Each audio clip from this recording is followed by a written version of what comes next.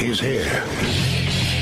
Now, broadcasting from the underground command post, deep in the bowels of a hidden bunker, somewhere under the brick and steel of a nondescript building, we've once again made contact with our leader, Mark Levin.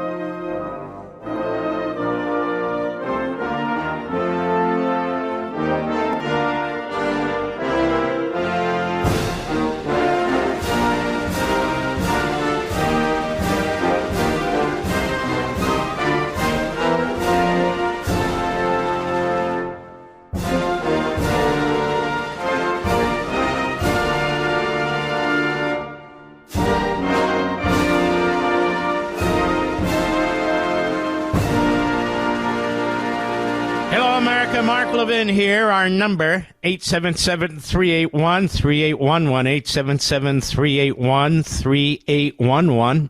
Beats me. Beats me. If this is a head fake by the president, he's not going to tell me or anybody else. If it's not a head fake by the president, I think we have a problem. But I feel like I know him well enough that he's not going to draw multiple red lines and then walk away on the authority of somebody over there.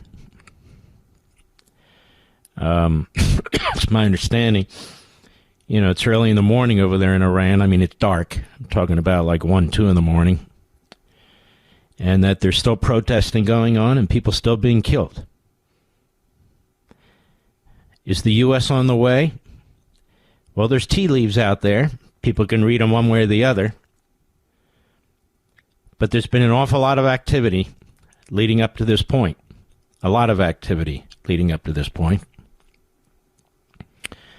Let me tell you about some of it as a matter of fact. It's here in the Jerusalem Post. U.S. intervention in Iran may begin within 24 hours, European officials say. Now, this is admittedly, it's not that long ago. It is, it's a little bit, several hours ago, but not subsequent to what the president said, which I'll get to in a moment, but just prior to. U.S. military intervention in Iran could come in the next 24 hours, 2 European officials said, and Reuters reported. Now, let me just say this. There's been a lot of movement of military personnel and assets into the area and out of the area. Meaning, in some cases, our forces are exposed, they're being moved. In other cases, like a carrier is being brought in and a number of battleships or destroyers. Remember all the activity going on off the east coast of Central America, that is Venezuela. And so they're having to move some of the equipment. It's not so easy, and you can't do it so fast. So we moved a lot of our assets out of the Middle East after the war there. And so if you're going to attack Iran, no matter how you attack Iran, you got to be ready for it. And there's been a lot of movement of civilian aircraft I've been monitoring. So the United States is withdrawing some personnel from key bases in the region as a precaution amid heightened regional tensions, according to unnamed U.S. officials, but it's on the internet. People can see it. The disclosure follows remarks by a senior Iranian official told Reuters earlier on Wednesday Tehran had warned neighbors hosting U.S. troops that it would hit bases if Washington strikes. Britain is also withdrawing some personnel from an air base in Qatar ahead of possible strikes by the United States.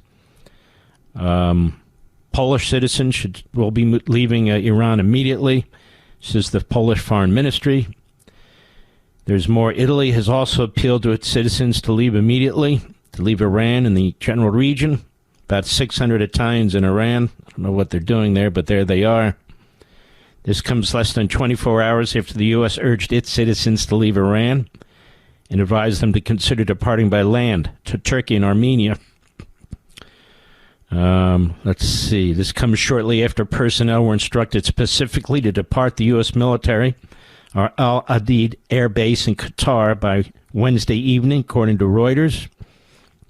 U.S. Embassy in Doha had no immediate comments. Qatar's Foreign Affairs Ministry did not immediately respond. Qatar and Saudi, the dictatorial monarchies there, are lobbying very hard the White House not to attack Iran in any significant way. Don't remove the regime. Why? Because these monarchies are dictatorships. They're inbreds. And they don't want the idea of democracy spilling over the border of Iran into their countries. Let's be blunt. Senior Iranian officials earlier today told Reuters that Iran warned regional countries it would strike U.S. military bases. President Trump's warning to the Islamic republics have included threats of military force and so forth. An Iranian official also told Reuters, their officials are all over the place. They did an interview, the foreign minister, with Brett Barrett at their request, by the way. And they're putting out, as much propaganda as they can. And they've settled on this, that the Israeli Mossad is behind all of it, urging the citizens there to kill police and to get killed in order to get the United States in there. I mean, they sound a lot like Bannon and Tarleton and all the other kooks, nuts, and freaks and frauds. And I think because they ran Tarleton's show there about 48 hours ago, I doubt he's very popular in the American Iranian community, by the way. Maybe they heard some of what he said and they're regurgitating it. You never know. That's the truth. The senior officials added the U.S. threats undermine diplomatic efforts. I'm going to get into that in a minute.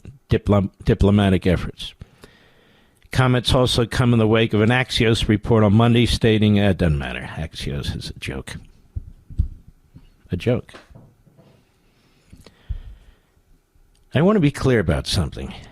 You've heard this word, warmonger, that's used. It's a slogan by the isolationists, the pacifists, the appeasers, who basically support our enemies. It's repeated by some people who don't really know what it means. I don't know of any warmongers personally. I don't. So, but I do know this, and that is that there are diplomacy mongers. And I'm going to coin that phrase here and now, Mr. Producer. There are diplomacy mongers. And basically, they're appeasers. They don't want to try diplomacy first. Diplomacy always works, according to them, because they capitulate. They capitulate. That's what they do.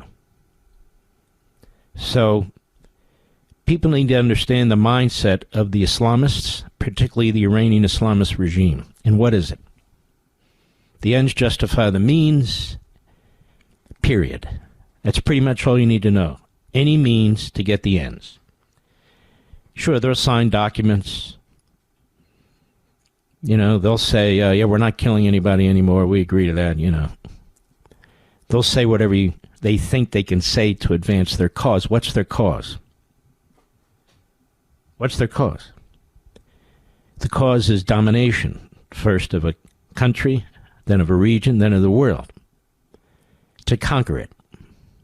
You can see it in the United States right now, what's going on in Dallas, Houston, Dearborn, Michigan, New York City, Tampa Bay, Paterson, New Jersey, and 100 other places. There's no interest in coexistence, diversity, no interest in civil liberties. It's our way or the death cult's way. Now keep something in mind what's going on in Iran. You have the massive slaughter in literally 48, 72 hours of tens of thousands of mostly young people, many of them shot in the back as they're running from the military now, many of whom, and not all, are Muslims. You don't hear CARE in this country condemning any of this. Muslim Brotherhood that's in this country, of course, is part of it. The River to the Sea crowd, nowhere to be heard, nowhere to be found. The Hamas crowd, nowhere to be heard, nowhere to be found. The paid protesters aren't in the streets. They're nowhere. Where's the faculty, the academia in all these colleges and universities? Silent. But you have some of them, like this guy Chunk, or whatever the hell that fat slob's name is, or Mehdi Hassan, a real Jew hater, just hired by Georgetown. Lucky you. They're all in about this Mossad stuff. Mossad. Yeah, Mossad. The reason hundreds of thousands of people are in the street in Iran is because of Israel. Now, it's as sick as it gets. As sick as it gets. The mindset, the diplomacy mongers, many of whom are all around us, some of whom are in the White House, some at the Defense Department, a handful in Congress on the Republican side. Zuhdi Jasser calls this political Islam. Political Islam seeks the centralized control of our mind, body, society, and government. He says that Islam has yet to go through an enlightenment and reform against theocracy and for individual liberty and universal human rights. In other words, it's stuck in the 7th century. It's barbaric. And he's a reformer. The dominant establishment, he says, of the Muslim community, and of course he's Muslim in the West and abroad, supports Islamism and its believers, the Islamists. Now, some people say, you must be a bigot with this Islam. They call themselves Islamists, the terrorists. I use the phrase they use when they refer to themselves. They distinguish themselves as a definitive entity. Like theocrats, Islamists, he says, and their sympathizers see faith as monolithic and do not tolerate diversity of interpretation. He's right about that. And he argues that the people of the Muslim faith, writes Jasser, deserve much better than this. He notes that the vast majority of Muslims are still a constituency that are not spoken for by anybody. Hopefully we can grow our bandwidth to do that, he says. Now, the problem is there's 2 billion Muslims. I talked about this before. It doesn't matter if the majority are wonderful. That's great, but it's not relevant. It's like the majority Christians, the majority Jews. The problem is, when you have 2 billion people, if 1% are not, and there have been surveys in the past that say up to 10 or 15% are not, you're talking about millions and millions of people. Millions and millions of people.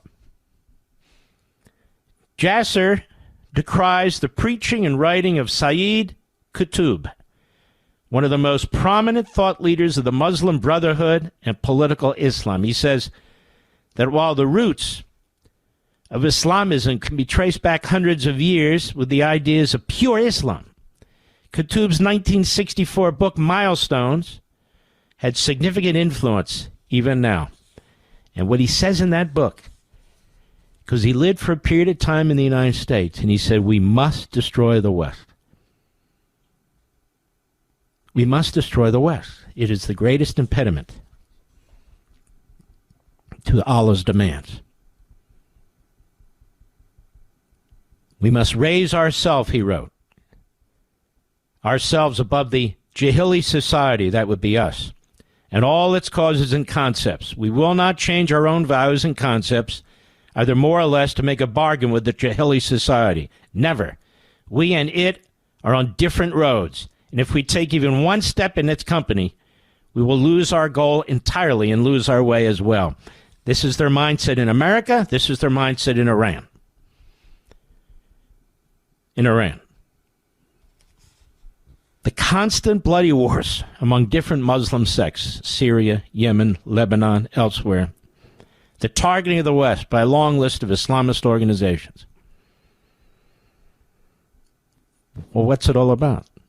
Then you have Qatar and Iran and others provide ample evidence of bloody Islamist impact both within individual countries and throughout the world on Muslims and non-Muslims. Now, I've talked about this because I'm reading from my book On Power right now, but people need to understand exactly what we're talking about here. I want to give it a little bit more background, and then we can try and read the tea leaves and figure out what's going on further. I'll be right back. Mark Levin.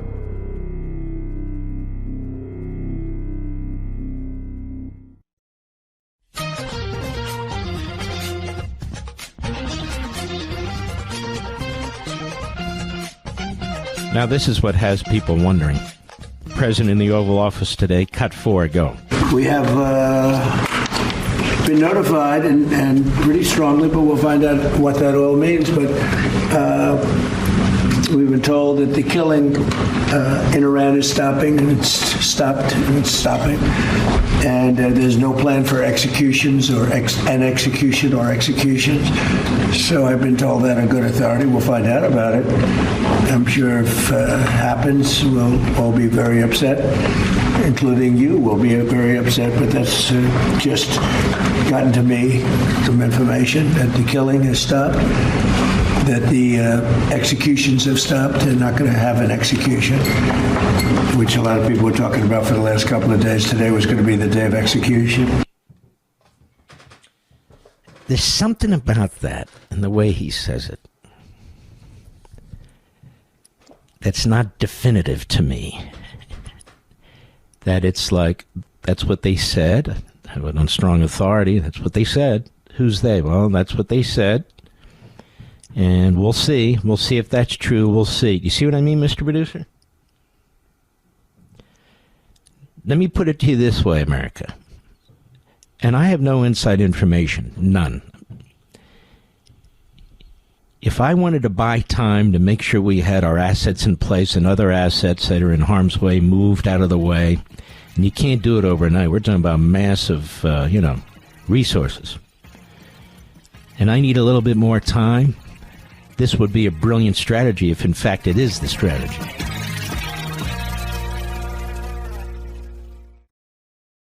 Nobody says it better than Mark Levin. I'll go with what Mark Levin said, because nobody could say it better. Call in now at 877-381-3811. I'm reading a security alert, it's public, obviously, from the U.S. Embassy in Jerusalem that you can see on the internet. No, nobody gave it to me. I saw it myself. Oh, the sickos. Given ongoing regional tensions, the U.S. Embassy in Jerusalem continues to reiterate standard advice to its personnel and all U.S. citizens in Israel to exercise good personal security and preparedness practices. We encourage all travelers to review our most recent security alerts, review any travel plans in case of disruption, and goes on. So that goes on. This tells me, well, I'm just using my own logic, which is actually quite strong. The president still has his hand on the pistol. Do you know what I mean, Mr. Producer? And I certainly hope that's the case, because this could be one of the greatest opportunities in modern history, or one of the greatest fails in modern history. And I think the president knows, and again, this is not inside information. At a time like this, you just got to try and take the measure of things. And here's the president, as I've just played for you what he said in the Oval Office. And then he was asked a question. Cut 5, go. Mr. President, on Iran, you said that the killing has stopped. Who told you that the killings have stopped there? We have been informed by very important sources on the other side, and they've said the killing has stopped and the executions. Right, so stop there. We've been informed by very important sources on the other side and that the executions had stopped. pretty much the foreign minister said similar things to Brett Baer in his interview. That, it's not us, it's Mossad, it's the Jews. And just because these people are rising up, they're shooting at us and they're doing these other things. Go ahead. Supposed to be a lot of executions today, and that the executions won't take place, and we're going to find out. I mean, I'll find out after this. You'll find out, but we've been told on good authority, and I hope it's true. Who knows, right? Who knows? We've seen See that? Hold on. I hope it's true. Who knows? You see how I'm reading this, Mr. Producer? He's leaving himself a lot of space. Particularly if he's playing rope-a-dope for a little while. Go ahead. You've seen that over the last few days, and they said people were shooting at them with guns, and they were shooting back, and it's one of those things. But they told me that there'll be no executions, and so I hope that's true. Does this mean military action is now off the table against Iran? No, we're going to watch it and see what the process is. But we were given a very good statement by people that are aware of what's going on. Considering military actions, when they say no executions, everybody's talking about a lot of executions were taking place today. We were just told no executions. I hope that's true. That's a big thing. All right, so we'll see. Folks, look, it's just a matter of time and not a lot of time. We'll know one way or the other. But I want to talk about these diplomacy mongers who are really appeasers in the face of these terrorist regimes. I mean, think about Iran. Building nuclear weapons, we had to take those out. Funding terrorism against our country, trying to assassinate our president. Funding the biggest terrorist centers in the world, Hezbollah, Hamas. Aligned with Qatar, which is the biggest backer of the Muslim Brotherhood, and Hamas. And we take these people at their word? Now that is wishful thinking. That's a fool's errand. As I wrote in On Power, writing in the Middle East Quarterly, Raymond Ibrahim explains that according to Sharia, the body of legal rulings that defines how a Muslim should behave in all circumstances, deception is not only permitted in certain situations, but may be deemed obligatory in others. And I'm quoting him. In his book, At-Takifa Fila Islam, that is, Dissimulation in Islam, Professor Sami Mukarram, a former Islamic studies professor at the American University in Beirut, writes, Taqiyya is of fundamental importance in Islam. Practically every Islamic sect agrees to it and practices it. We can go so far as to say, we can go so far as to say that the practice of taqiyya is mainstream in Islam, and that those few sects not practicing it diverge from the mainstream. Taqiyya is very prevalent in Islamic politics, especially in the modern era. Again, what is it? What is it? You can deceive, you can lie, do whatever you need to do to advance the cause. God will forgive you.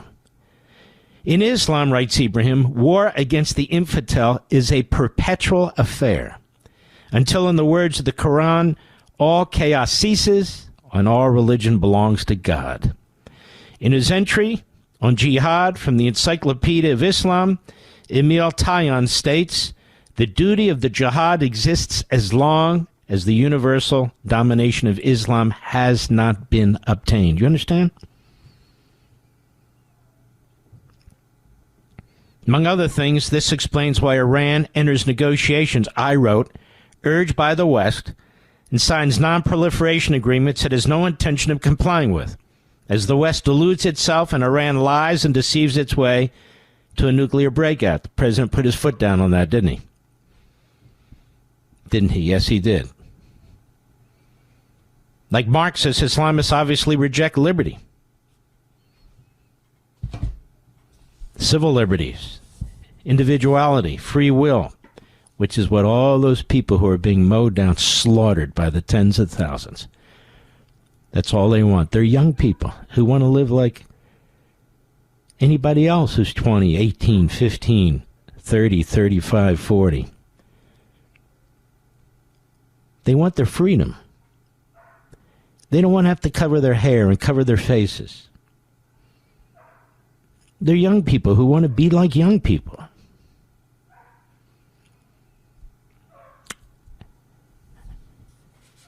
This will be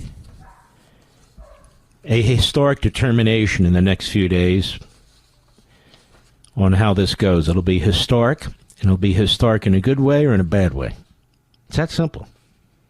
It'll be a good way or a bad way. And one thing I do know, don't believe anything that comes out of the mouth of these Islamo-Nazis. Nothing. I've given you a little bit background again on this from On Power and other places. But they will do and say anything. They asked to be on Fox with Brett Baer.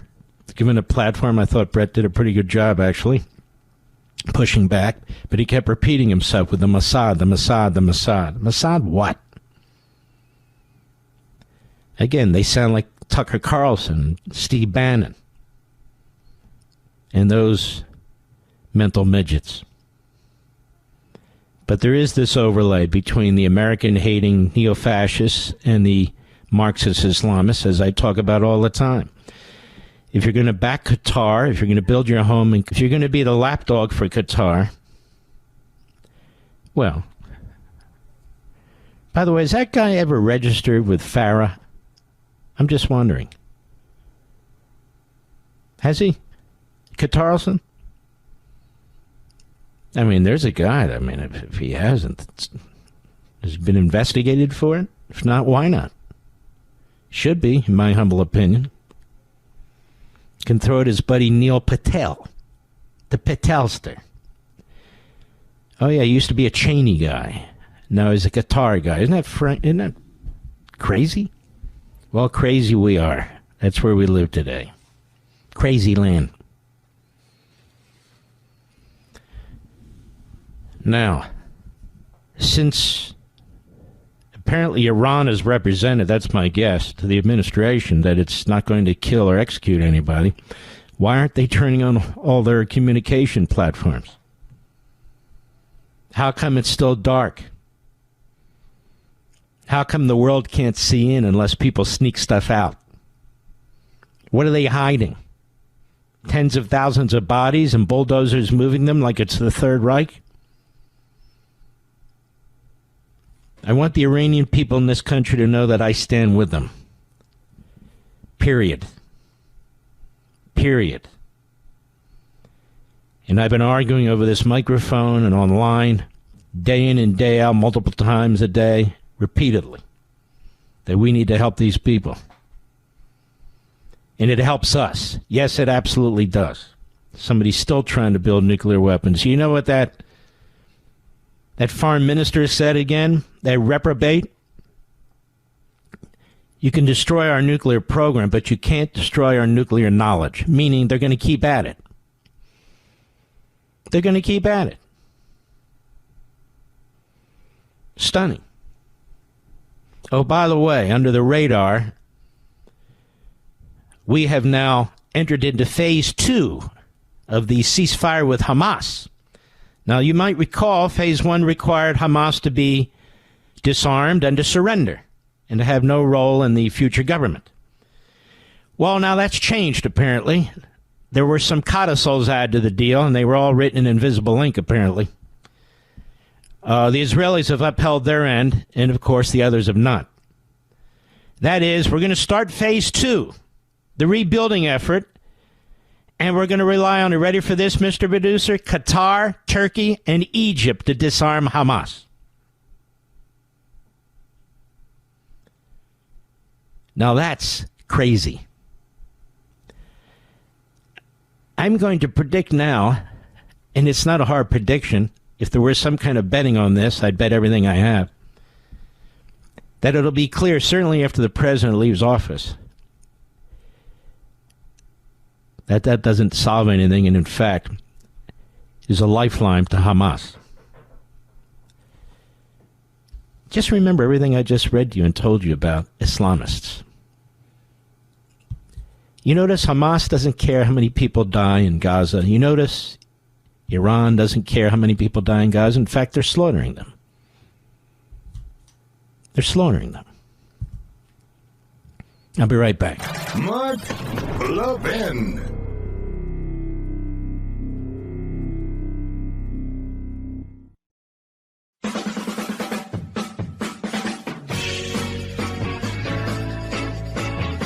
Now, this is what I'm talking about. Let me read this to you. Hello. This is a news story in the Jerusalem Post. Iran closes airspace as Western military officials says signals show U.S. attack imminent. A Western military official said all the signals are that a U.S. attack is imminent, but that it also is how this administration behaves to keep everyone on their toes, quote unquote. Iran has issued a notice to airmen late on Wednesday night, closing its airspace to all flights, as Western military officials say military action in the country is imminent. Flight tracker websites showed the airspace over Iran and Iraq emptying rapidly prior to the NOTAM's issuing. The advisory is valid for a little more than 2 hours, Fight Trader 24 said. All the signals are the U.S. attack is imminent, but that is also how this administration behaves to keep everyone on their toes. Unpredictability is part of the strategy. Shortly before the NOTAM was issued, U.S. President Trump held a press conference in which he said he was told the killings in Iran had stopped. When asked if the U.S. was still considering military action, Trump answered, "We're going to watch and see what the process is." Now, we know damn well the killings have not stopped. They may have taken a different degree, a different route, and so forth, but they haven't stopped. Both Poland and Italy, as we pointed out, have urged their citizens to leave Iran immediately. The British embassy in Tehran is closed. The U.S. has also withdrawn military personnel from its base in Qatar. And it goes on. But I wanted you to know about that. So it's still a very fluid situation, as far as we can tell. Maybe not so fluid, depending on what's being planned by our administration.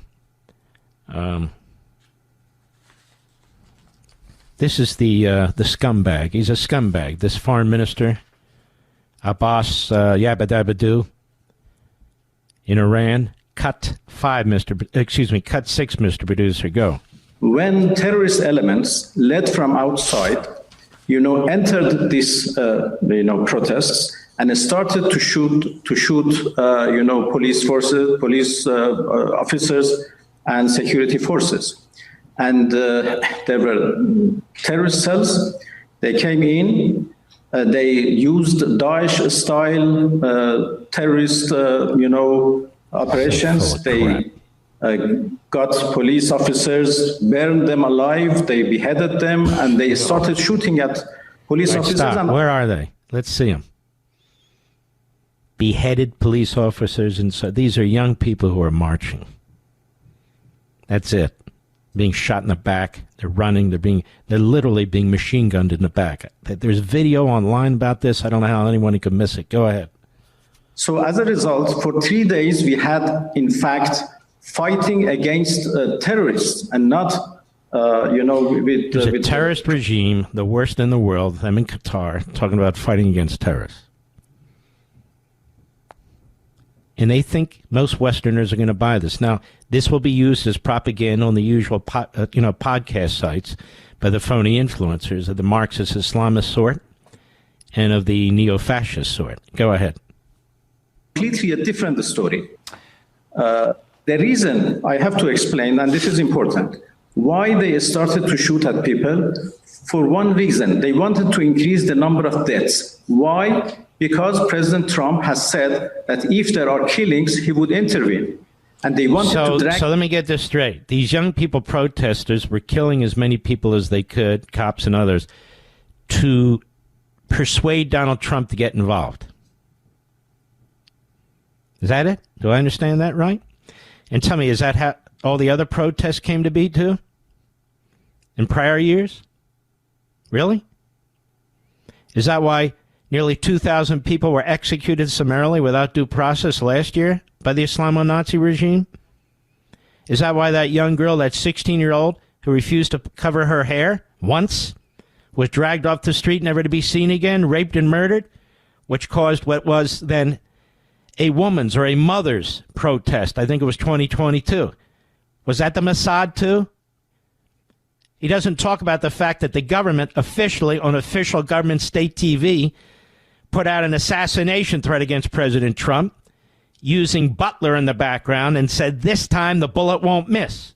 Now, that was put out at the direction of the government, not the Mossad, not the people. Now, these guys are scumbags. They will do and say anything. Do and say anything. Murder is perfectly fine by them. I'll be right back. This segment of the podcast is exclusively sponsored by Pure Talk. Pure Talk offers great coverage and can save your family money on your wireless bill every single month. Go to puretalk.com to find the plan that's right for you. Thank you again for listening, and thank you so much for this sponsorship, Pure Talk. He's here. He's here. Now, broadcasting from the underground command post, deep in the bowels of a hidden bunker, somewhere under the brick and steel of a nondescript building, we've once again made contact with our leader, Mark Levin. Hello, America. Mark Levin here. Our number, 877-381-3811, 877-381-3811. You know, we talk numbers. But to put human faces on these slaughters, when you look at these videos, these beautiful young people who are being slaughtered, their faces, their eyes are wide open. You think, God, that could be my daughter, or my son, or my granddaughter, or it's just horrendous. Shina Akabausi, 15 years old, was at Tehran Pars Park with 24 of his friends, where they chanted a few slogans for freedom. So the regime got word of it. They sent their killers there. Let me silence my computer here for a moment, please. Excuse me, I'm a quasi-professional. Hold on a second.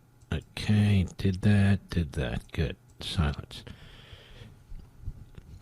And guess what? All 25 of them were murdered.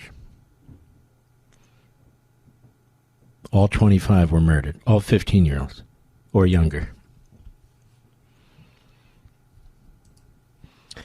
They're also secreting within these protest groups,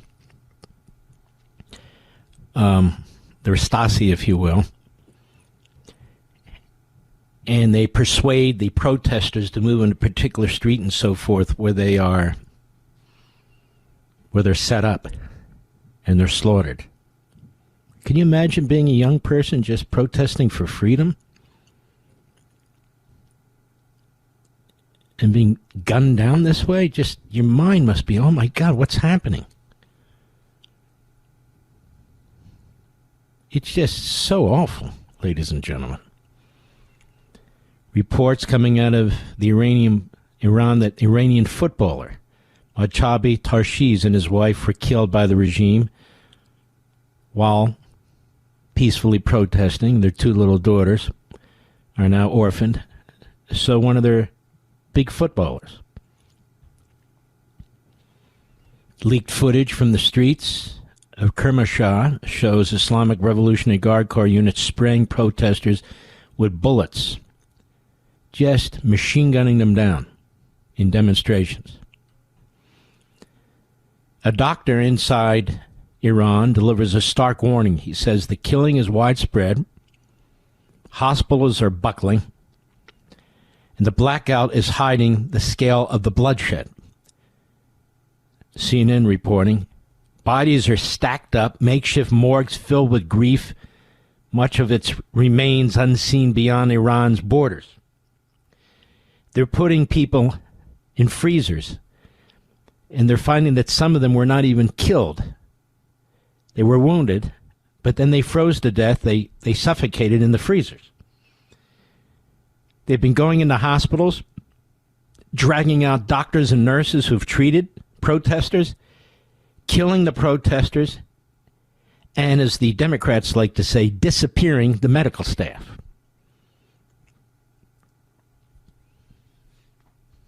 This is what's going on, and probably a hell of a lot more. I posted another one where these protesters, ladies and gentlemen, they're young people. They're running down the street, and the killers, the SS, they're shooting them in the back as they're trying to run away. Now, we urged them to keep protesting, did we not, Mr. Producer? Did we not say keep protesting? We did. Keep protesting, help us on the way. That's why I have to believe that this period of delay is intended to make sure that we are properly positioned to do what needs to be done, whatever the strategy is. I've got to believe that. The authority of the Iranian regime in telling us anything is no authority at all. None at all. It's just what's happening it's just beyond description to me.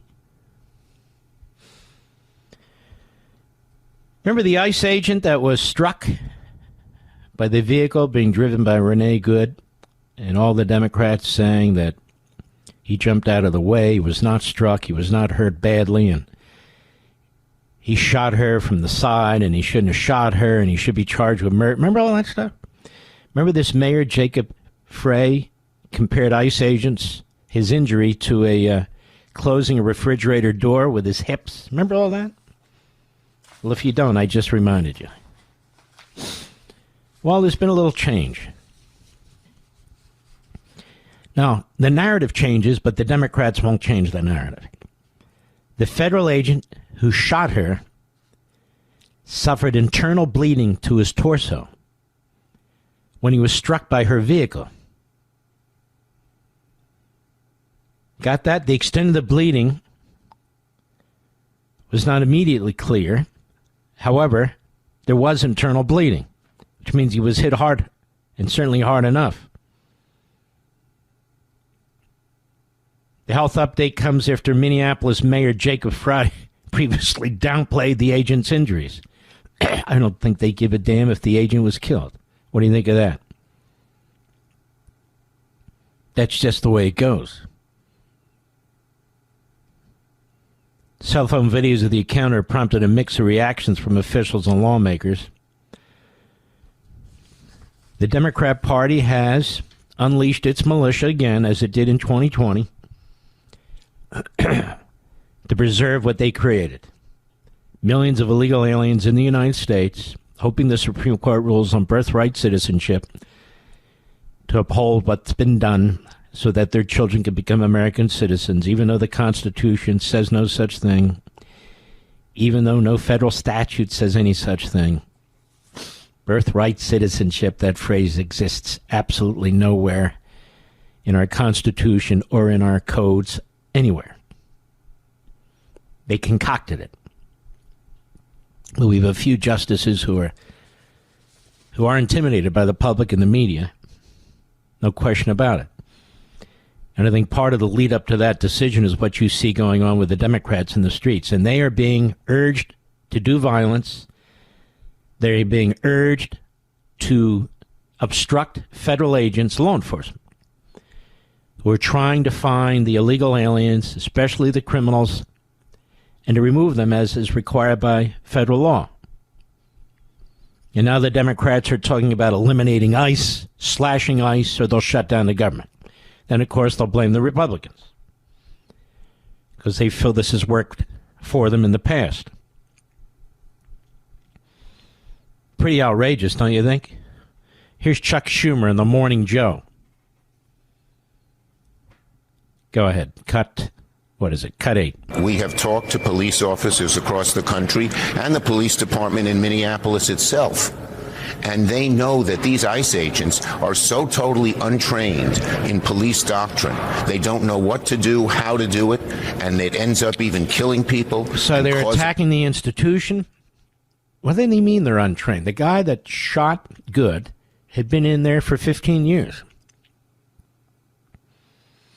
So who's he talking about? He just talks out of his butt. Schumer does. They take the side of the criminal. They take the side of Garcia. Remember that criminal? They take the side of Khalil. Remember that jerk? That Hamas-supporting jerk? It's the truth. Many of them took the side of Hamas against Israel. This is a party that needs to be replaced with another party, quite frankly. It's a disaster. And it's un-American. I'll be right back. Mark Levin.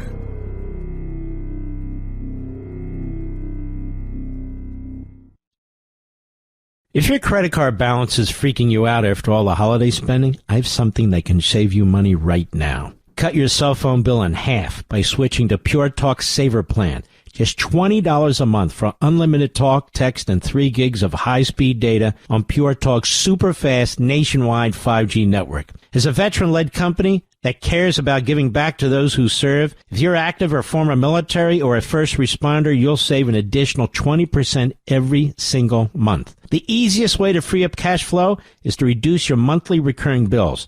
Start with cutting overpriced wireless and switching to my wireless company. Go to puretalk.com/Levin, Levin, and make the switch today in as little as 10 minutes. Again, talk, text, and data just $20 a month. That's puretalk.com/Levin, Levin, and you'll save an additional 50% off your first month. Pure Talk is America's wireless company.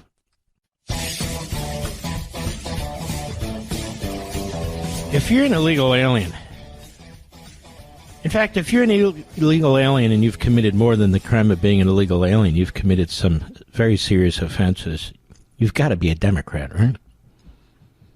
If you're going to register, you're going to be a Democrat because you listen to morons like Benny Thompson. Remember him at the January 6th Stalinist tribunal? He's at a press conference today. He says this, cut 13, go. The killing of Miss Good must be independently investigated to those responsible, from the agent who pulled the trigger. See, they don't really want an investigation. We've been here before. They want a crucifixion. That's what they want. That's what they want. They don't want an investigation. Apparently, this guy's in hiding, I think Tom Homan said. And this is what always happens, right? When it's a cop, ICE, so forth. In hiding. Psst. So awful. Go ahead. Secretary who deployed them, they must be held accountable.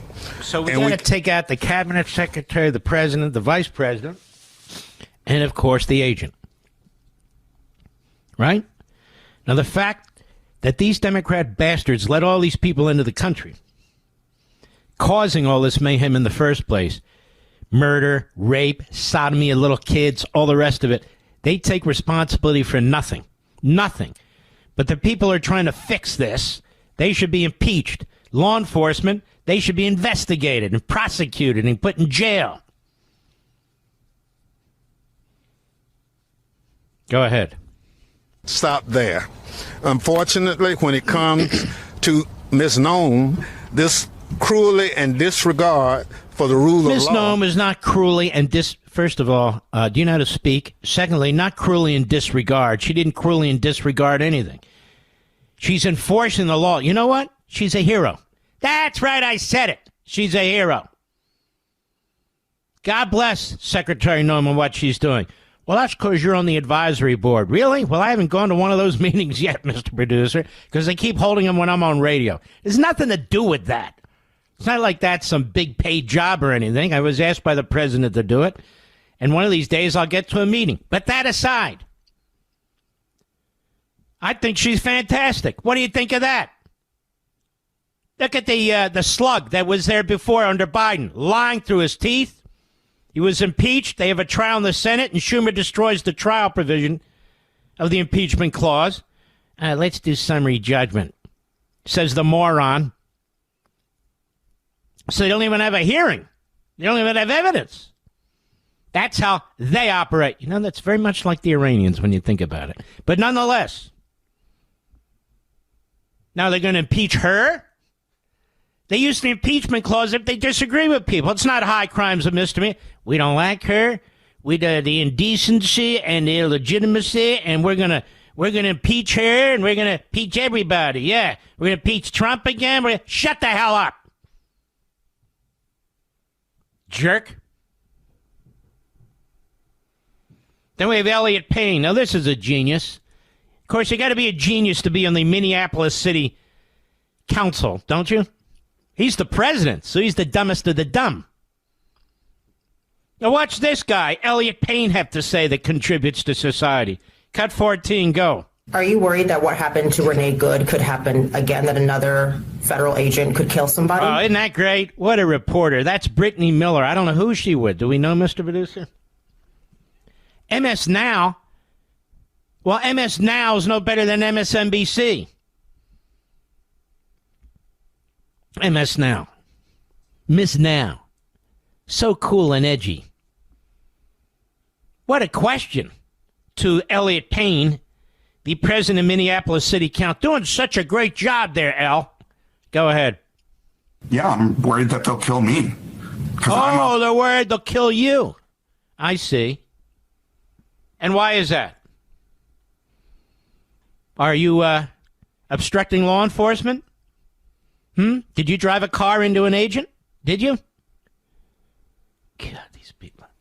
Then we have Joe Rogan over there. It's not a Gestapo. What did he say? I don't remember what he said. It's not like America. What did he call it? Gestapo, yeah. But he's cool, you know. Good guy, yeah. UFC and all that. And then, of course, we had to bring in the smartest of the bunch, Al Sharpton. Al Not-So-Sharpton. On the Morning Schmo Show. Did you people know that he still has a TV show or is a guest or whatever the hell he is? Oh, yeah. The Morning Schmo and Al Sharpton and Mrs. Schmo, that's quite a show. Cut 15, go. We've had consistent relationships with some of the local activists in Minneapolis since George Floyd happened there almost 6 years ago. And they're saying they've never seen anything like this. We've said in the past... Excuse me, whoa. Anything like what? Anything like what? We've had these contacts. They've never seen it. Well, who are these contacts? Were they there? No. So he's got left-wing kooks, anti-cop. They have regular contacts with them, and they say, we've never seen anything like this. Go ahead. Discriminate against blacks and people of color, and that certainly continues. But these are just anybody. Whoa. Discriminating against blacks and people of color. 2 white people were involved in this. A white woman and a white man. What does that have to do with black people? Nothing. Or people of color. Nothing. Now, one of the agents with the other agent was a person of color. He was a black man trying to help that agent. I believe he's the one, if I'm not mistaken, if I am, so be it, who reached into the car to try and turn the car off when she sped off. I'm totally confused now because the guy's a moron. Okay, you got white on white, and he's bringing up blacks and people of color. Not only that, I've told you before, a significant number of the ICE agents are people of color, many of whom speak Spanish. But they don't care. It's only certain people of color that matter. It's only certain people that speak Spanish that matter. It's only certain white people who are victims. You understand? If you're in for the agenda, if you're down with the system, if you're up with violence, down with the system, up with violence, then you're with him. Go ahead. Anybody, and they're under siege, and they're unapologetic, and they're not They're under listening. siege? What are they doing in the street trying to stop the cop? What do you mean they're under siege? Let's be blunt. ICE is there to pick up illegal aliens and remove them from our country because the Democrats brought them here. That's number one. Number two, why are people under siege? They're minding their own business. They're not under siege. The reason is they're organized. Some of them are paid for. They're Democrat militia. They're in the street with their cars, their bullhorns, to stop police from doing their constitutionally sworn job. That is ICE. That's what's going on, you jerk. Go ahead. Appeal, and it is the closest graphic example I've seen of a police state going on. Oh, in Minneapolis. shut up, you idiot. Police state. Why is he even on TV, this guy? What does he have to say? What does he have to say? He can barely say it. Well, what does he have to say? I don't get it. I'll be right back. If your credit card balance is freaking you out after all the holiday spending, I have something that can save you money right now. Cut your cell phone bill in half by switching to Pure Talk Saver Plan. Just $20 a month for unlimited talk, text, and 3 gigs of high-speed data on Pure Talk's super-fast nationwide 5G network. As a veteran-led company that cares about giving back to those who serve, if you're active or former military or a first responder, you'll save an additional 20% every single month. The easiest way to free up cash flow is to reduce your monthly recurring bills. Start with cutting overpriced wireless and switching to my wireless company.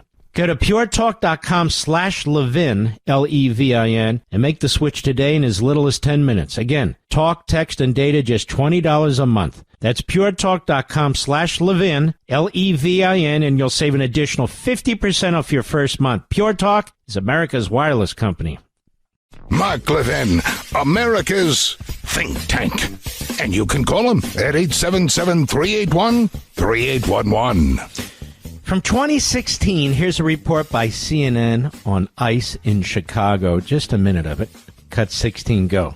Under the cloak of darkness in Chicago. Attack 1, guys. An immigration and customs enforcement team gears up for another long day, pursuing undocumented immigrants who have been convicted of crimes in the U.S. ICE agents mistakenly arrest the target's brother. In the process of talking to him in the vehicle, he then said, "Oh, no, I'm actually so-and-so. Who you're looking for is over here, this other address." He led us to that address, and we were able to actually arrest the individual.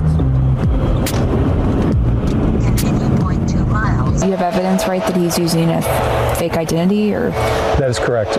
We believe he's been using a U.S. citizen's identity to live and work. He has an Illinois driver's license. Third target, he has an unauthorized use of a weapon, which was a firearm. He has a couple DUIs. He is a criminal. He has extensive criminal history. And by taking him out of the community, it's making the community safer. And that's ICE's purpose, is to focus on criminals and community safety by taking these recidivist criminals out of our communities. He's obviously Gestapo, right, Joe Rogan? Oh, yeah. That's how the media used to report on these things. Now the Democrat Party has militarized their militia. And so now we see a lot of violence and violent demonstrations and contact in these various events. And then the suckers play right into it. You know, I understand the need to remove these people, but on the other hand, I can see ICE is there. They're picking up innocent citizens and they're disappearing them. What? This is all intentional. This is what the Democrats do. They've done it since the 1840s and 50s when it came to slavery. They did it when they came to segregation. I mean, post-Civil War right into the 60s and 70s. That's who these party apparatchiks are. That's who they are. And you got morons like Ro Khanna, who's out there now pushing the impeachment of the president. President. You know, you want to know why Trump and his administration go after these reprobates is because those reprobates go after them. Retribution. You only have retribution if something's happened to you first, right, Mr. Producer? Otherwise, there'd be no reason for retribution. By the way, this issue of people of color, we let this happen. My wife reminds me. How many of you have gone to a paint store lately? Have you gone to a paint store lately, Mr. Producer? You go to a Benjamin Moore or whatever your favorite paint store is, and ask them for paint that's the color white. White is a color. And there's like 40, 50 different shades of white. Did you notice that, Mr. Producer? Tons of different shades of white. So how did it become that people of color exclude white people and different shades of white people. Now, I speak as an olive-skinned American, Mr. Producer. I'm a very proud olive-skinned American. I'm very disgusted with the lack of representation in the census. Clearly, it's discriminatory. I get confused from time to time with an Italian, once a Syrian, Mr. Producer, sometimes even a Jew, but I'm an olive-skinned American. Or I'm a special shade of white. I'm a person of color. What is this person of color stuff? It's just weird. The whole debate is weird. The left takes us into these rat holes that are just so pathetic to try to divide us into groups. All kinds of groups. What's that idiot Crockett's first name, the one running for the Senate in Texas? Jasmine Crockett. No Davy Crockett there, Jasmine Crockett. Let me tell you something. This lady knows how to turn it on and off. One day she sounds like Albert Einstein. The next day she sounds like Al Sharpton. Turns it on and off depending who she's talking to and what environment. And she has said things about my buddy Stephen A. Smith that are sickening. Absolutely sickening. And she's not the only one. There's Joy Reid. The fact that Stephen A. Smith has friends of every color, every shade of color, and that Stephen A. Smith, sometimes he's a liberal, sometimes a conservative, sometimes he's a moderate, sometimes he just wants facts, doesn't fit into this plantation or into this mode, that he's not just a fire-breathing, bomb-throwing, radical left-wing kook. They're attacking him. Now, I don't know if my comment on this helps him or hurts him. With Jazzy Crockett, it's irrelevant to me because she is a reprobate. She's not going to win the Senate race. You know who she reminds me of? Marjorie Taylor Greene. Doesn't she remind you of Marjorie Taylor Greene, Mr. Producer? She reminds me of a black, may I say that, person of color, Marjorie Taylor Greene.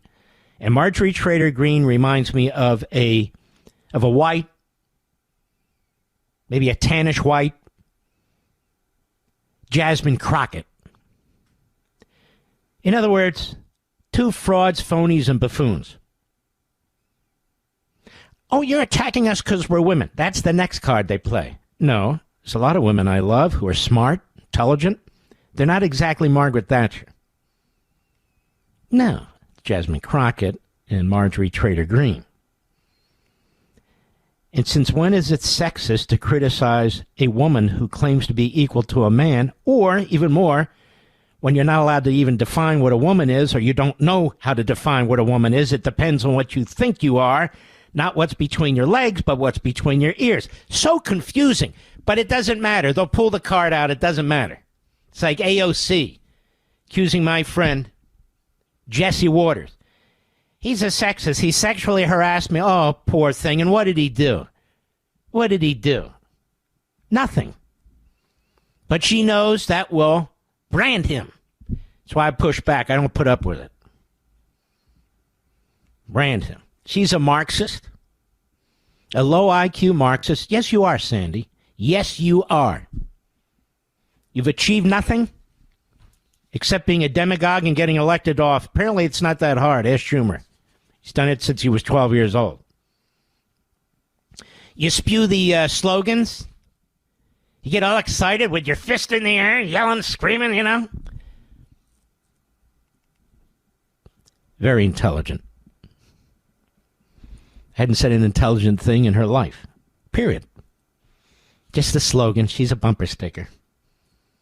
And I would say that whether you're a man or a woman or whatever you are. And stop claiming to be a woman when we're not allowed to talk about women. I like that. It's you know, if you think you're a woman, then you're a woman. Okay. What if I think you're not a woman and I think you're a man? Then are you a man? No. No. It's the person themselves. Itself. Herself. Himself. I don't even know how to say it. They have to determine between their ears what's between their legs. What? Oh, yeah. Now, by the way, this is the party of science, the Democrat. On vaccines, we follow the science here. Okay. Seems to me science is very clear. Biology, men, women. No. It's what's between your ears, not what's between your legs. We can change what's between your legs. That's right. But you can't change what's between your ears. So if you're a moron, you're always going to be a moron. So how is it even possible to be sexist if you can't even define a woman? That's sexual harassment. What does that even mean in the minds of a left-wing kook commie? I'm serious. Now, you and I know what it means. In the normal world, the real world, okay, that's a woman. Don't do that to a woman. That's a guy. Don't do that to a guy. No. And I just love it. They pull those cards out like Crockett going after Stephen A. Smith. Now, Stephen A., you gotta toe the line, man. You can't think for yourself. You can't love this country. You can't want to improve the country. You got to toe the line, baby. You got to be hard left. You got to be obnoxious. You got to curse every other word. That's right. And more than that, you got to want to run for public office. And then when you get it, you got to want to run for a higher office. Just like Jasmine Crockett. She's achieved so much. Like nothing. Nothing. She's running a district that's heavy Democrat. She gets elected. Wow. She's a nobody. Really a nobody. A nobody. Like AOC, a nobody. They get elected to Congress and they think they can run the world. You know what they run? Their mouth. That's right. And no, it's not just the women. The women, well, whether they think they're a woman or they actually have biological women stuff going on there, no, it's the men too. If may I call them men? Like Bernie Sanders. Bernie Sanders. I don't know what genitalia he has, and quite frankly, it's gross just thinking about it. But there he is, the slobbering old Stalinist buffoon. So if I criticize him, that's sexually harassment there, sexual harassment. Now for him, everybody's an authoritarian. If you disagree with him. Now, he's a communist, and he's running around calling everybody authoritarians. Think about that. Think about that. Well, I just wanted to straighten it all out, which means it's impossible to straighten out. Just don't take this sitting down, if you get my drift. By the way, the Saturday Life, Liberty, and Levin show before the Super Bowl, Mr. Producer? 1 hour with Stephen A. Smith. 1 hour with the olive skin guy? Oh, yes. We got our own rainbow coalition going on there, you know. We don't always agree. I always have to say that. I don't know why I always have to say that. We don't always agree. But I grew up with people like this, of all races, all backgrounds, all viewpoints. And you know what? Some of them are my good friends. And that's the way it goes. And that's the way it's supposed to go. Crockett. Crack pocket. Oh, I like that. I'll be right back. Mark Levin.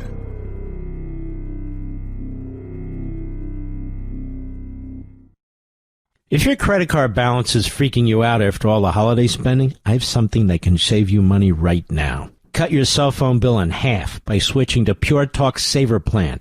Just $20 a month for unlimited talk, text, and 3 gigs of high-speed data on Pure Talk's super-fast nationwide 5G network. As a veteran-led company that cares about giving back to those who serve, if you're active or former military or a first responder, you'll save an additional 20% every single month. The easiest way to free up cash flow is to reduce your monthly recurring bills.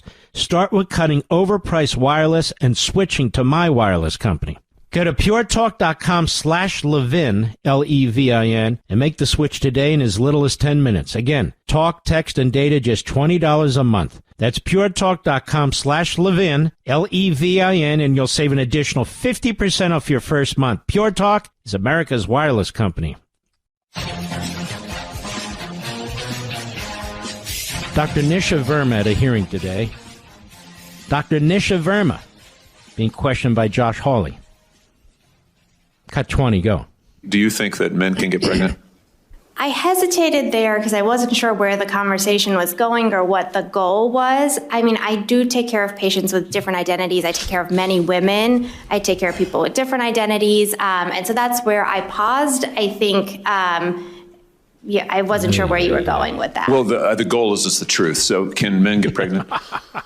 Again, the reason I paused there is I'm not really sure what the goal of the question is. The goal is just to establish a biological reality. You just said a moment ago that science and evidence should control, not politics. Absolutely. So let's just test that proposition. They always lie. Can men get pregnant? I take care of people with many identities, but can men get pregnant? There are many women that can get pregnant. I do take care of people that don't identify as women. That can men get pregnant? Again, as I'm saying, let me just remind you testified to a moment ago. Science and evidence should control, not politics. So can men get pregnant? You're a doctor, I think. Science and evidence should guide medicine. Do science and evidence tell us that men can get pregnant? Biological men, can they get pregnant? I also think yes/no questions like this are a political tool. No, yes/no questions are about the truth, doctor. Let's not make a mockery of this proceeding. This is about science and evidence, and I'm asking you. You know, the United States Supreme Court just heard arguments yesterday at great length on this question. This is not a hypothetical question. This is not theoretical. It affects real people in their real lives. And you're here as an expert called by the other side. I have to say this about Josh Hull. He's one of the best interrogators out there. He really is. We'll be right back.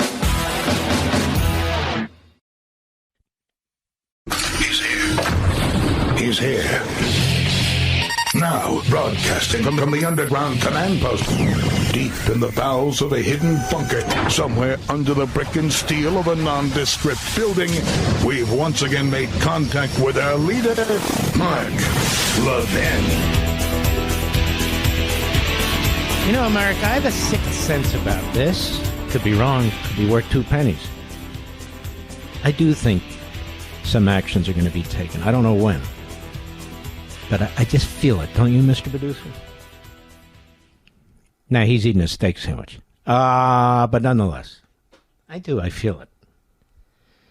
I could be wrong, it could be a bad itch, but I'm serious, folks. I feel something's in the world. I don't know anything. I would never ask the president or anybody around him because it's not appropriate. I just have a sixth sense about this. I hope I'm right. Because if I'm not right, I think we have a massive problem on our hands. But I think I am. Tariffs. Supreme Court's going to be issuing a tariff decision soon. And I have to be honest with you, I did my show Sunday night, my monologue, which was very highly rated, by the way. I spent the entire monologue on tariffs. And I explained it in a way that was really intended for you to be knowledgeable about this subject in so many overlaying ways. Constitutionally speaking, and I was really communicating with 5 or 6 members of the Supreme Court, a couple of whom watched the show, that if they rule and uphold the lower court and rule against the president, we're going to have absolute chaos on our hands. The president is right. What are we going to do, pay back all these countries? How are we going to do that? But even more than that, when do we know when a tariff is a national security issue? And as I pointed out the other night, the president laid a 25% tariff on any country doing business with Iran. That was not for taxes. That was not for revenue. That was not for commerce. That was for national security, pure and simple. So who gets to make that decision if the president doesn't? Congress? Well, they're not. Judges? What a disaster that would be. You can see how irresponsible and activist-oriented these judges are. Plus, that's not their role. So the court better be very, very careful about what it does here. You have all these loudmouths on TV and radio going on, President can't do this. Yes, he can. And if Congress wants to take a shot at limiting his power, then they can try and do that too. But the courts, that's the worst place to resolve matters like this. The worst place. And the president today was asked about tariffs in this court decision that's coming down. And I gave the Supreme Court an out. I want to put my marker down right now, and they heard me. Hello, they heard me, which was reverse the lower court that ruled them unconstitutional because it was irresponsible and they don't have that authority, and then step out of it. Leave it to the 2 elected branches of government. And in fact, the Congress hasn't even been involved in any of these lawsuits challenging the authority of the president, and they haven't even attempted to pass a single bill to send to his desk, which he would veto, and they couldn't muster the votes to overrule it anyway, limiting what he has done. So Congress has done literally nothing to challenge it. The Constitution does not empower the courts to make such decisions. And where there's an ambiguity, as here, in some respects, whether it's a tax or a national security and foreign policy issue, well, those two branches will work it out. If they choose to work it out. They choose not to, then they won't work it out. Sometimes you let it lie. You don't have to have the final say. The president addresses this today when he's asked about it. Cut 7, go. I can't believe we even have a case. This was a case started by very China-centric people and also anti-American people, frankly, people that don't want us to do well. Tariffs have helped us stop 8 wars. They've helped us get the best trade numbers we've ever had. They've helped us get $18 trillion brought into the country. And maybe above all else, they've given us tremendous national security. Just the threat of tariffs. You saw that just yesterday when I put tariffs on a certain country. We won't talk about that country, but you know who it is.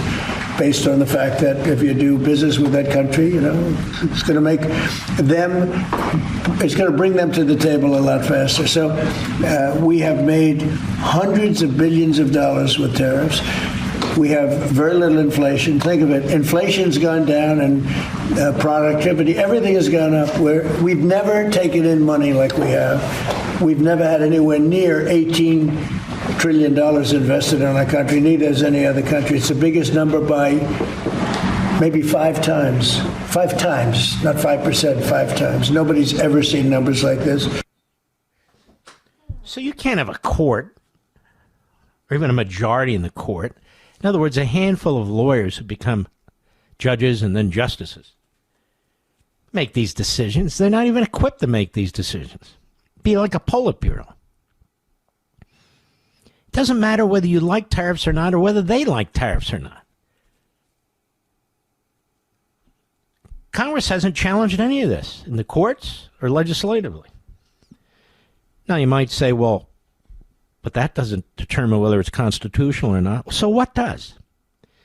When you have various elements in the Constitution where there's an overlay, some powers belong to the executive and some to the legislative, it's impossible to bifurcate them almost all the time. It's impossible. And so you don't leave it to the court, 770 trial judges. Can you imagine all the litigation that will be brought by different businesses and individuals and politicians? And you'll never have a rational interstate commerce program from the United States. And you'll never have the ability to use tariffs for national security purposes. I mean, when I used to write briefs and stuff like that, you're going to sit down and write an opinion and then divide up who gets to decide what, when they get to decide it, how they get to decide it, and then provide judicial review for it. I mean, come on, that's insane. So I gave the court an out. Reverse the lower court and explain that the judiciary is the least qualified branch and the least branch in terms of authority under the Constitution to make what are essentially economic, national security, and ultimately political decisions. That's it. Then get rid of it. If people don't like it, they'll vote for the other party, then the other party will act. That's the way it works. You don't hand it over to these radical kook judges. And what the president means by there is, why is this case even where it is? That is, it goes to the Supreme Court based on what? The litigants? The litigants aren't even part of the separation of powers issue.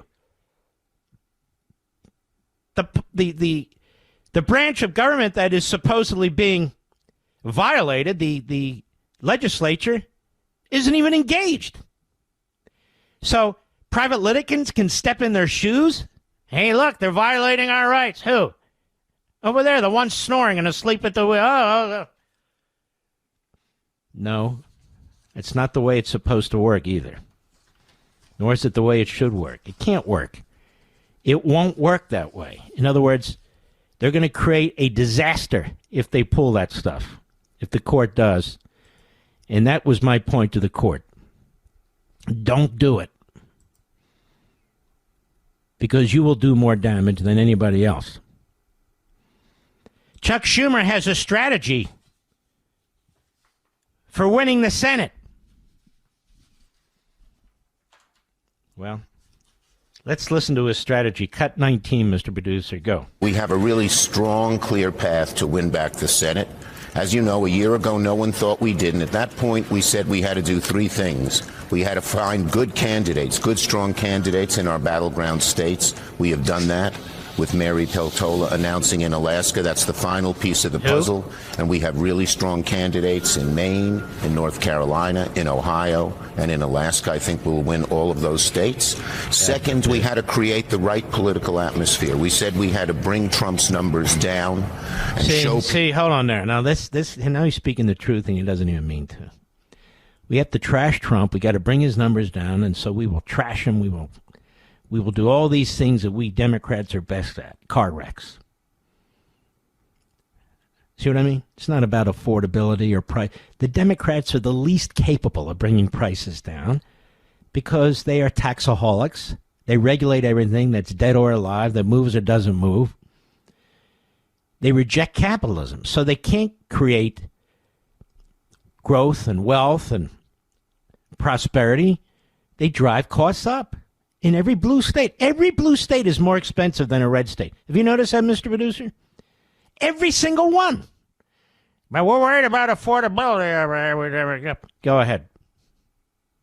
Was with the issue of costs, the number one issue facing the American people. Last night, millions of American families sat around the kitchen table and said, which bill do I not pay? My electric bill? No. Which bill do we not pay? This is why I propose in the Liberty Amendments that elections occur at the federal level. You know, they're every 2 years, the House, the Senate, sometimes the President and Vice President. That elections occur the Tuesday before tax day. Then the American people will understand very directly that taxes are the most expensive thing they pay. Now, the Democrats have spent decades trying to conceal that. So they have, your paycheck, they deduct your taxes every time you get a paycheck. Right, Mr. Producer? No, Social Security, Medicare, income tax, state income, whatever it is. But they do that so you don't feel it all at once. That only started at the beginning of World War II. Did you know that, Rich? Prior to that, you got a tax bill at the time it was taxes, and it wasn't that massive. Can you imagine if they did that today? Rather than taking little amounts out of your paycheck every time? April 15th comes around, about a month before April 15th, you get a bill from the Internal Revenue Service. You owe us $17,000. What? You owe us $52,038. What? They don't want to do that. They don't want you to feel the full impact of what they're doing, you see. I'll be right back. Mark Levin.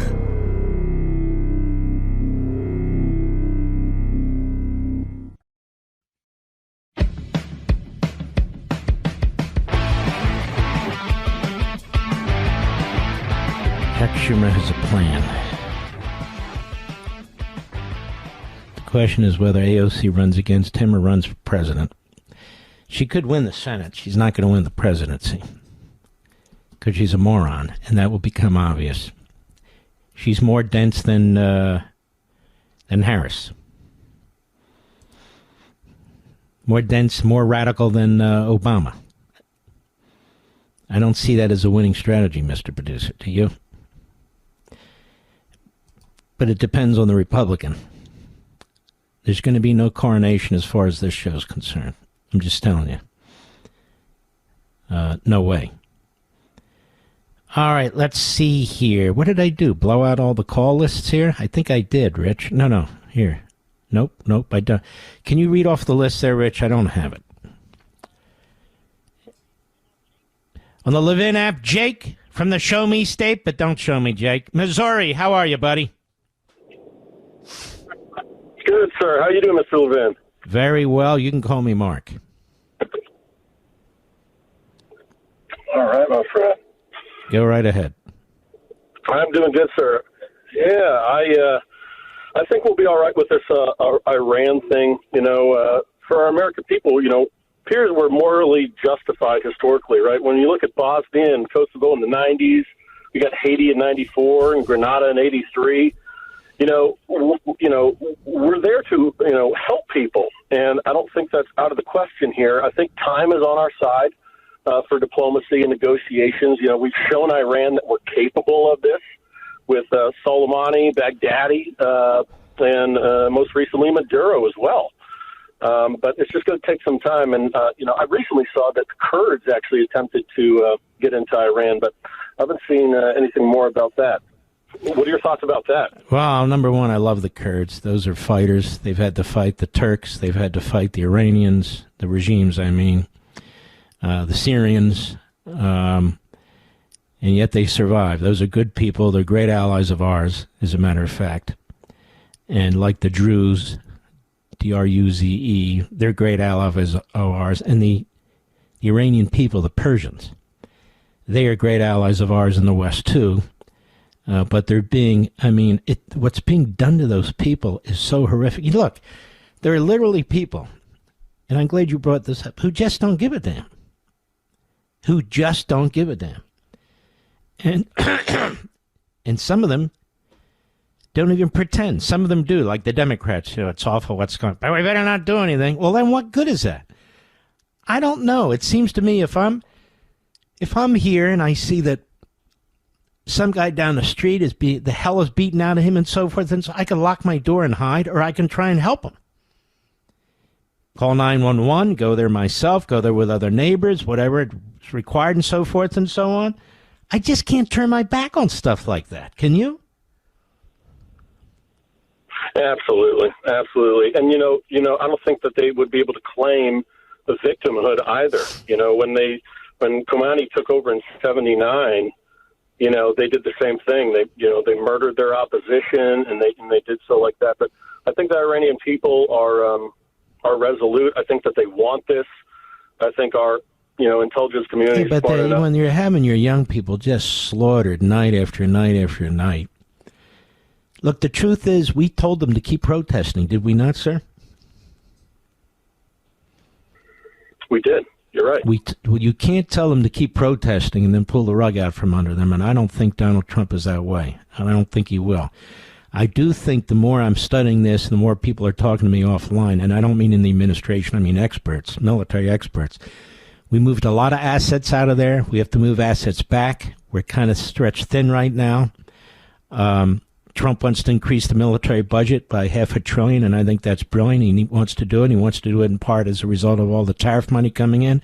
I would warn the Supreme Court, if they rule otherwise, we're going to have a big national security problem on our hands, see what's going on throughout the world, and that sort of thing. I also understand, if I'm reading correctly, and reading is fundamental, so I am reading correctly, but if the information's correct, the Israelis and the Iranians have some kind of an agreement where neither of them will attack first, but the Israelis have made clear, you attack us, we're taking the regime out. And I believe that message has been passed through the Russians. So if they think they're going to be able to, should we take action, that they're just going to start hitting Israel, they're going to be making a massive mistake, because I think Israel's going right for the head of the snake. And all this talk about the Mossad, they're not involved in that revolution. That is ridiculous. But I bet you the Mossad knows where the head Islamo Nazi lives. And I think they've about had enough of this regime, just like, who hasn't had enough of this regime, honestly? The people there have had enough. The Lebanese have had enough with Hezbollah. The Israelis have had enough. I believe our country's had enough. All this is a wicked, evil, terror-fomenting regime that seeks to impose its will on the rest of us. A 7th century, barbaric, primitive, ideology with modern technology. And the Iranian people are trying to overthrow that regime, and by God, we ought to be helping them. Thanks for your call, brother. I'll be right back. You can call us now at 877-381-3811. And the Liberal contact number is 877-381-3811. Jed, Roswell, New Mexico, XM Saddle. I bet you get a lot of jokes, don't you, Jed? A few. Being in Roswell and all. Yeah, well, we crash landed in 47 and stayed. Secondarily, they taste like chicken. Let me ask you something. Roswell, New Mexico, UFOs we think of, don't we? Have you ever seen a Tucker Carlson roaming around there looking for UFOs? I'm just curious. No. In other words, a guy just looking in the sky, walking around like a turkey. Have you ever seen one of those? No, but there are a lot of aliens down here, that's for sure. I bet. Illegal aliens, I bet, most of them. All right, go right ahead, my friend. Sorry to take you off course here. Yeah, thanks, Mark. Hello from the outback of America. But so I like outback, by the way. I had one question for you. Yeah. Pardon me? Go right ahead. Yeah, no. Yeah, sure. And no, I just had a very simple question, and it was just about and I like how you play on people's names. So, Kentaji Jihad. And I just wanted to know if, has anybody asked her directly the question, what is her sex? She can't. Well, that's a very good question. She's the one that said she can't answer what a woman is. You'd need to talk to a biologist. And then she got, voted on the Supreme Court. The Democrats thought that was genius. And, of course, all during the debate yesterday, or the oral argument, which is effectively a debate, she was asking questions about sex and so forth. And I'm sure the guy representing West Virginia would have loved to have said, well, if you can't define what a woman is, and you made that clear in your testimony to get this job, then how can we be discriminating for or against the sex if you can't even define it? Which was basically Alito's point. He said, this is so insane. My language, but that's what he was saying. You folks here, you're arguing for transgender individuals to choose what sex they are in what sport they play. Okay, great. First of all, can we at least talk about what is a male and what's a female? No, it's just so confusing. So you make a good point, Jed. Yeah, I don't know. I don't know whether she's married or has children. Yeah, she's married. But a direct question to her. Okay, so if she has children, how did she give birth? And so what are you? All right. Well, do me a favor. When you see Carlson roaming around there, give him my disregards while he's chasing UFOs in his tail. All right. Thank you for your call. Let's go to Tom, Colorado Springs, Colorado, XM Satellite. Tom, how am I? Wonderful. To the man that gets it right 100% of the time. Whoa. It's a privilege and an honor to speak with you. Thank you. Well, I've not found that day yet. But anyway, you mentioned the gut feeling you got. I got that same gut feeling. Yeah. You know, I go back many years here. I'm 78 now. I remember the Shah of Iran. I remember what a great friend he was to the United States. He was. I remember the price of oil, below $10. You know, I mean, all these people want is a chance to live like we do. Amen. You know? And these are young people. They're being slaughtered. You know, I look at these people, and again, I think of my kids and grandkids, and I look at them and say, and they're not like these, river to the sea types. They're just regular people who want to be able to go to a movie they want to go to, want to be able to wear what they want to wear, want to be able to talk about whatever they want to talk about. They are being murdered in the streets. They are being slaughtered in the streets. You know, they're lucky I'm not president. I'm just telling you right now, because I put an end to this damn thing immediately. Immediately. There'd be no question about it. I'm just saying, and I think Trump's going to too. But I think they got to move assets around. The more I'm reading, that's my hope. That's my belief. That's my gut feeling. Yours too? Yes, sir. Yeah. Absolutely. I got faith this time. I've watched them bumble this thing a few times here and look the other way. And, I don't see Trump as a look the other way kind of guy. No, me neither. And he's a man of his word. He told them, you keep protesting. I'm sure that encouraged many of them. And many of them put their lives on the line. And I just can't imagine walking away from that. I just don't think he's going to do it. He's not Obama. He's not Biden. He's Trump. Ron, I've been on the phone too long. I get stuff to do. But you're a wonderful radio talk show host and even greater person. So you're continue to march, my friend. Thank you, brother. You take care of yourself. What a nice call, Mr. Producer. I believe everything I've just said about the president. And we'll see what happens. We'll know soon enough. Here's an Iranian protester, speaking of, who, after leaving the country on Fox News yesterday, he leaves the country and he's interviewed. Cut 3, go. It was really more aggressive. I remember in one case, there was like 20 or 30 militias and motorcycles parked in front of us with like 200 meters away. They just took a shotgun and then they just shooted. And the next thing I knew was the pellets started hitting my chest and my jaw. I had one here. I was pretty lucky. I was wearing a scarf, so it didn't really hurt my jaw, but still left some scars. And I had some falling on my head. But the people which were behind my back weren't that lucky. I saw one of them like holding his eyes. I hope he's fine. Good God. I want you to listen to this. This is a big crowd, and then the Islamo-Nazi regime's SS shows up with automatic weapons. Cut 2, go.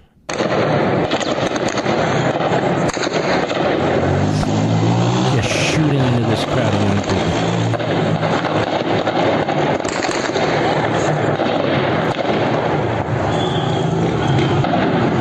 This is Kermanshah, the streets of Kermanshah. Like shooting turkeys.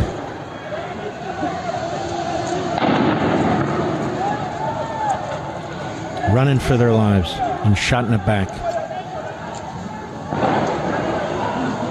And chased down. Can you imagine? Can you imagine the barbarians with these weapons?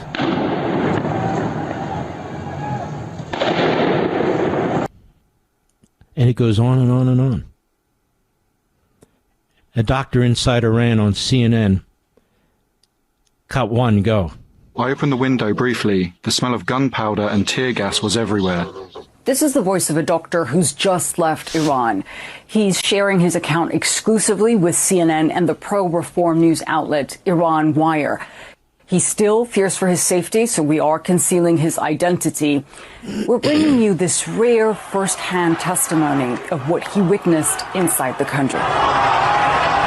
He says the crackdown intensified dramatically on Thursday. It was just as we began getting pictures of larger crowds out on the streets of Iranian cities. Everything fell apart. At 8 p.m., the internet was cut. At 8:20, I got a call from the hospital. Doctor, come. You must come. When I arrived, I saw what we call a mass casualty situation. Every single one of the 4 operating rooms was full. I was there from 10 or 11 p.m. until the morning. I don't know how many surgeries I did, maybe 10 or 11. This is one of the few videos to have surfaced from inside Iran's hospitals. It shows some of the injured. But the doctor's testimony paints an even more distressing picture. From midnight Thursday onward, the type of injuries changed. The live rounds started. By Friday evening, all the beds were full. Most had pellet injuries and similar wounds. Throughout these and previous protests, the regime's security forces raided hospitals and hunted down injured protesters and the medical staff treating them.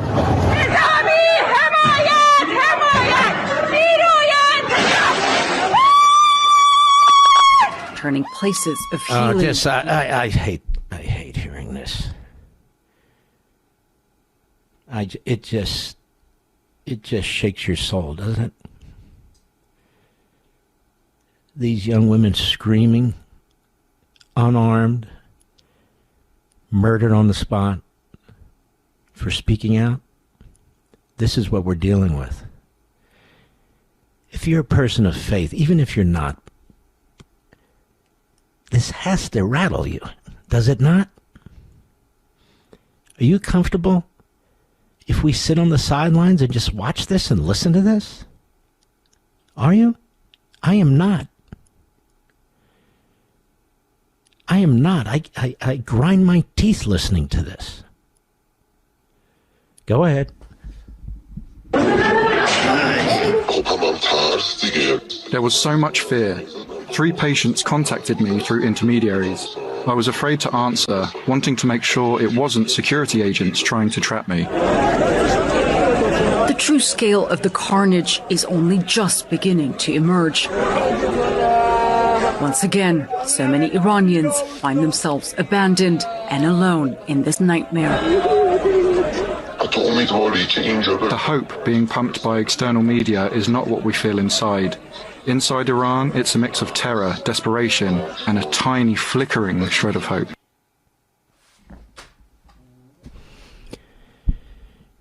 Good God. Let's please help them. Please. I'll be right back. Mark Levin.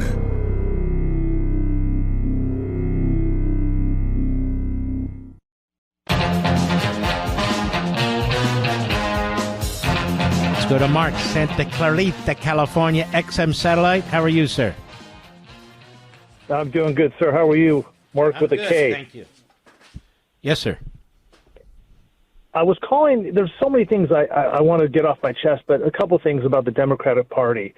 I've never seen a party fight a president as much as they can and use the media, of course, MS Now and CNN, to basically lie as much as they can. And when they get caught, they just brush it off. Like when Trump flipped off that Ford guy, all they did today on the news is it made Trump the bad person. And by the way, just so everybody knows, presidents have done that before. I remember when Bob Dole did it to somebody, a candidate.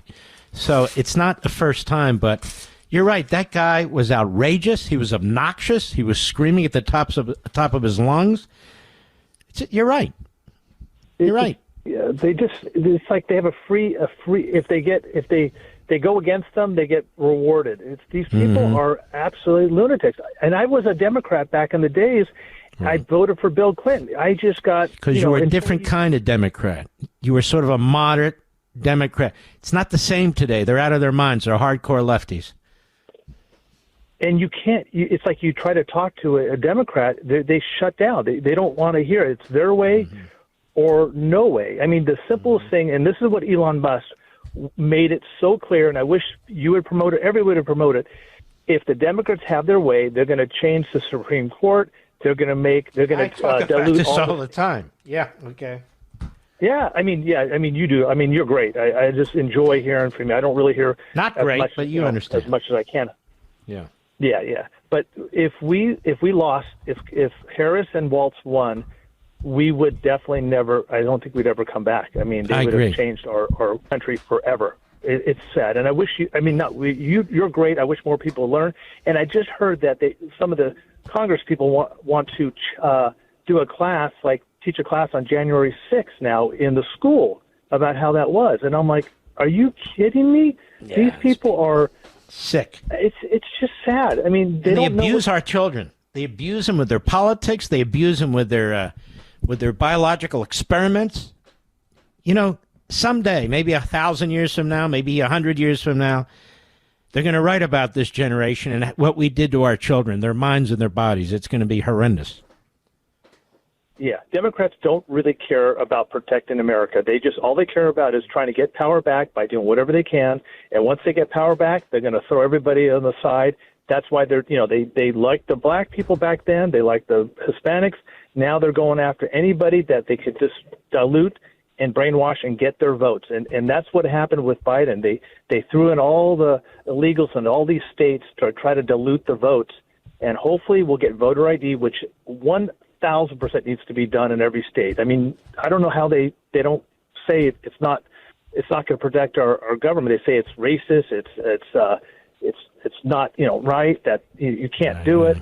It needs to be done. We need to know who our voters are and clean up the voter rolls forever so we could start fresh. It doesn't, I mean, California. Yeah, but they're the ones that broke the rolls. They're the ones that changed the voting system. They're never going to go along with it, so we have to ram it down their throats somehow. Mark, I apologize. Great call. I really appreciate it. We salute our armed forces, police officers, firefighters, emergency personnel, ICE.